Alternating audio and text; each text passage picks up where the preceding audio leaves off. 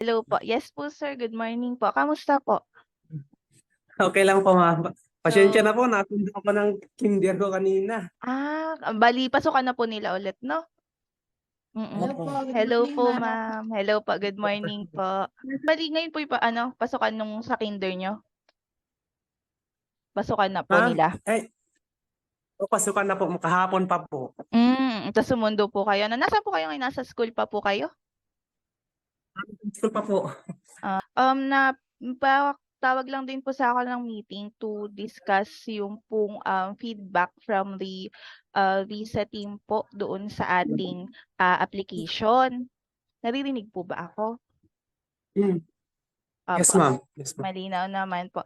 So, sir, ayun po, bali, naka-receive na po kami ng feedback ngayong umaga po and with our with our utmost regret po, sir, bali, hindi na po natin makakasama yung ating family ngayong September. Ano po, kasi tayo po ay pupunta na sa New Zealand. Opo. So, yes, sir. So, Ay, bali, congratulations po, Sir Loreto Tangan. Approved na po ang ating visa, ano? So, opo. So, congratulations, sir.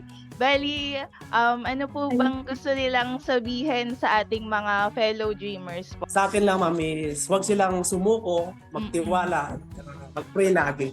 Lalong-lalo na sa BC, lalong-lalo na kay Sir Ray, kay Diego po, Bahar, na laging kinokontak namin pa Laguna branch, na laging umuunawa pag may queries kami. So, Kasi dumating na po. Maraming salamat, lalong-lalo sa asawa ko kasi lagi niya akong pinupush na mag-antay lang, magtiwala lang sa process. Kaya hindi ako nangamba na nagtiwala at narating pa rin ang pagkakataon na ibibigay sa akin ni Lord. opo, tama, sir. Tas ito na nga ang hinihintay nating pagkakataon. Talagang ready na po kayo sa Yes, inyong yes. journey sa New Zealand. Ano po?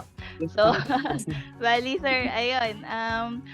After this video call po, isa-send po namin sa inyo yung inyo pong e-visa.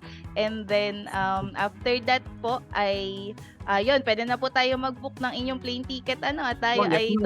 tuloy na next Salamat month. po. Send ko na lang din po via email, and if you have questions or concerns ay nandito naman po ang IBC para tulungan kayo hanggang tayo ay makapag-settle na po sa New Zealand. Ano po? Yes, ma'am. Salamat. Sa BC. Okay.